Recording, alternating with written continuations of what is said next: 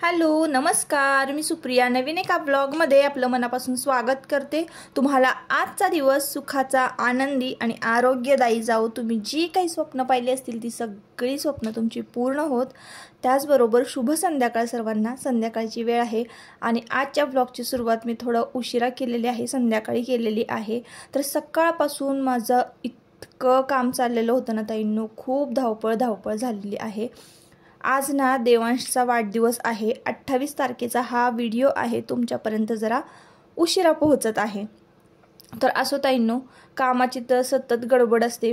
त्यातले काही जी कामं आहेत ती मी तुमच्याबरोबर शेअर करते, काही कामं तर मी तुमच्याबरोबर शेअर सुद्धा करत नाही, कारण तेवढासा वेळ पण नसतो ते शूट करण्यात आणि ते तुमच्यापर्यंत पोहोचवणं किंवा त्याबद्दल काहीतरी सांगणं की आम्ही असं करतो तसं करतो। म्हणजे मी नुसतं रुटीन शेअर करत नाही ताईंनो, ते कशा पद्धतीनं करावं, ते काम कसं करावं, थोड्याफार त्या कामातल्या टिप्स हे मी तुमच्याबरोबर नेहमी शेअर करत असते। तर काही ना काहीतरी मला उद्योग असतो ताईंनो। असं नाही की आजचा दिवस काहीच काम नाही आहे आणि आज नुसता आराम, असं कधीच होत नाही। तर आज वाढदिवस आहे, तर आज वाढदिवस ना त्याचा सेलिब्रेट करायचं ठरवलेलं आहे। आता तो 6 वर्षाचं पूर्ण झालेला आहे आणि 7वं आता त्याला लागणार आहे। तर त्याचे बड्डे ना पहिले जे 2-3 बड्डे होते ना ते करोनामध्येच त्याचे गेलेले आहे। 19-20 साली, 20-22 आणि मग नंतर मग ना 5वा जो बड्डे होता तो असाच एक 20-25 माणसांमध्ये मिळून आम्ही केलेला होता। तेव्हा करोना होता, त्यामुळे तरीसुद्धा खूप काळजी घेऊन हे करून आम्ही केलेलं होतं। कसं असतं ना, लहान मुलांची हौसमौस झालीच पाहिजे। मोठं झाल्यानंतर परत हे दिवस येत नाहीत त्यांना, त्याच्यामुळं मग आज ना आम्ही बड्डे करायचं ठरवलेलं आहे। आणि आज म्हटलं चला आता हा जो बड्डे आहे ना, 6वा बड्डे, आणि त्याला बऱ्यापैकी आता चांगलं कळायला सुद्धा लागलेलं आहे की म्हणजे नक्की काय चाललेलं आहे, नक्की आपण काय करतोय, कुठं जाणार आहे, कोण किती लाड करतंय, कोण काय घेतंय, हे सगळं त्याला आता कळायला लागलेलं आहे। त्याच्यामुळं ना त्याला मी सांगितलं की तुझा 28 तारखेला वाढदिवस आहे, 15 दिवस आधी सांगितलं होतं। तर तो रोज कॅलेंडर बघायचा आणि रोज ती तारीख कधी येते याची वाट बघत बसायचा। तर त्याला इतका उत्साह होता, तितकी तो वाट बघत होता त्याच्या वाढदिवसाची, आणि शेवटी तो दिवस आला।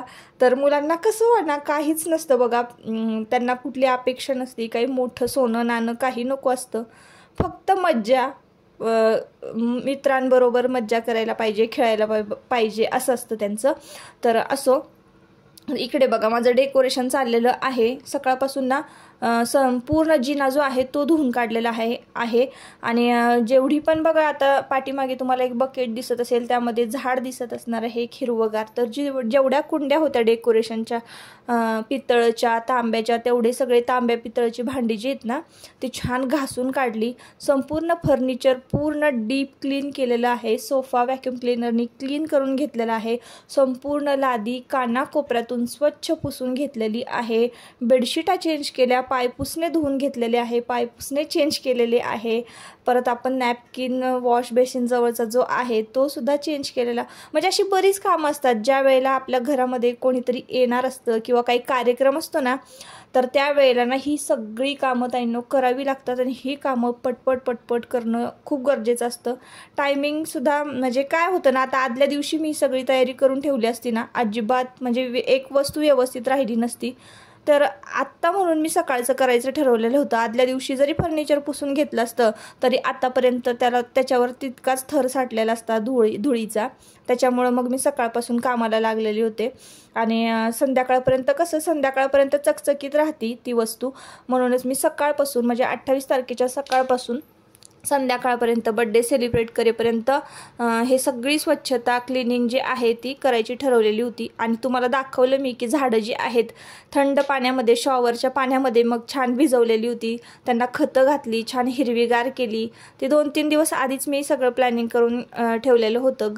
झाडांची पण काळजी घ्यावी लागते आणि मग जिथून आपण एंट्री करतो तर तो जिना जो आहे ना तो सुद्धा छान डेकोरेट करून घेतलेला होता झाडांनी। तर मी मागच्या ब्लॉगमध्ये शेअर केलेला आहे. तुम्ही गुढीपाडव्याचा जर ब्लॉग बघितला नसाल तर आवर्जून बघा. त्याच्यामध्ये मी तो जिना जो आहे एंट्री करतो आपण तिथून तो कसा डेकोरेट केलेला आहे, कसं झाडी छान म्हणजे एक एक कोपरा झाडांनी छान सजवलेला आहे. अजूनही आपल्याला जिन्यामध्ये ना भरपूर काम करायचं आहे ताईंनो.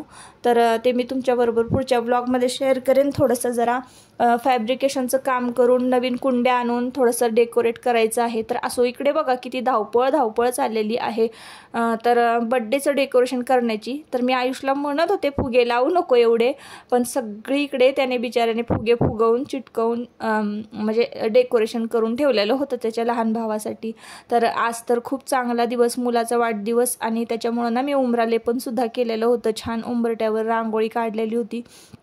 तर हीच कामं करताना मला कधी अंधार पडला ना ते कळालंच नाही ताईंनो. आणि आता आपण बर्थडे सेलिब्रेट करूया. बऱ्यापैकी छान आवरून झालं, सगळे मित्रमंडळी आलेले आहेत आणि आता आपण औक्षण करायला घेऊया.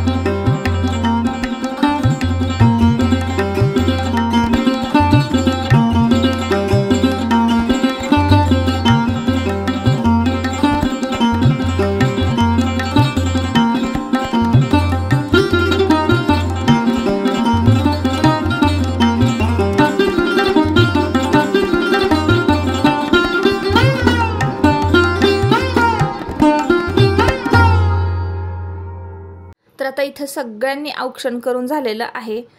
औक्षण झाल्यानंतर ना केक कापायचा. तर बघा 6 वर्षाचं म्हणजे 6 नंबरची कॅन्डल आणलेली आहे. 6वं वर्ष पूर्ण झालं आणि आज ना ननंदबाईंच्या मुलाचा म्हणजे माझ्या भाच्याचा साहिलचा सुद्धा बड्डे असतो. तर दोघांचाही बड्डे आम्ही एकत्र करायचं ठरवलेलं आहे. आणि केक आणला होता त्याचा, पण मी विसरले. त्याचा केक फ्रीजमध्येच राहिला आणि एकच केक आमच्याकडनं कट झालेला होता. तो 16 वर्षाचा आहे, तो 6 वर्षाचा. साधी सुरी आणायची घरातल्या. साधा इधर तुला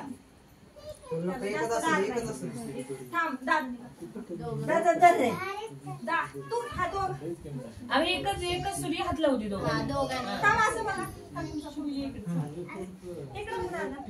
न कापता पहिलं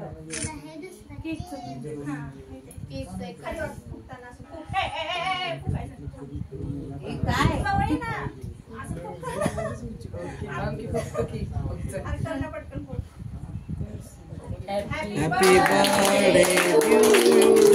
Happy birthday to you. Happy birthday dear.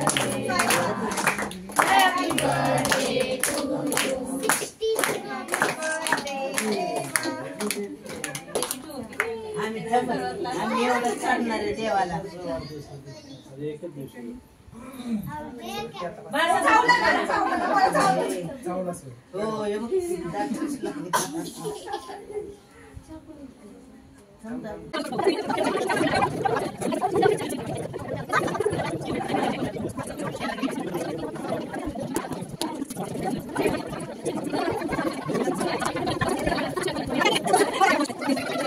मधला व्हिडिओ मुद्दामच फास्ट मोशनमध्ये केला, कारण व्हिडिओ खूप मोठा होईल आणि मग तुम्हाला पण बघायला कंटाळा येईल. तर मग आता केक कापलेला आहे आणि सगळ्यांना केक भरवला, म्हणजे मुलांना भरवला सगळ्यांनी केक. आणि मग त्यानंतर इथं जेवायचा बेत चाललेला आहे. जेवायला काय केलेलं आहे मुलांना बघा, बिर्याणी केली होती आणि मोठी जी आहेत माणसं त्यांना सुद्धा बिर्याणीच केलेली होती. तर बिर्याणी, कोशिंबीर आणि रस्सा असं. तर इथं बघा आईंच्या मैत्रिणी आहेत, म्हणजे सासूबाईंच्या मैत्रिणी इथं जेवायला बसलेल्या आहेत आणि पलीकडे बघा माझ्या मैत्रिणी बसलेल्या आहेत. तर जास्त काही माणसं नव्हती, थोडीच माणसं होती.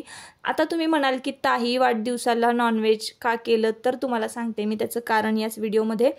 तर आमची यात्रा आणि ही सगळी जी मंडळी जेवायला आलेली आहेत तर त्यांची यात्रा एकाच दिवशी असते, म्हणजे आम्ही एकाच गावातलो आहोत ना. मग यात्रेच्या दिवशी त्यांना आमच्याकडे येता येत नाही, आम्हाला त्यांच्याकडे जाता येत नाही. म्हणून मग निमित्त तरी कसं साधायचं, म्हणून मग वाढदिवसाचं निमित्त. तर असो, आता बघा साहिल दादाचा केक ना फ्रीजमध्ये राहिलेला होता, तर पुन्हा त्याला कट करायला सांगितला केक. आणि आता इथं त्यांना केक भरवलेला आहे.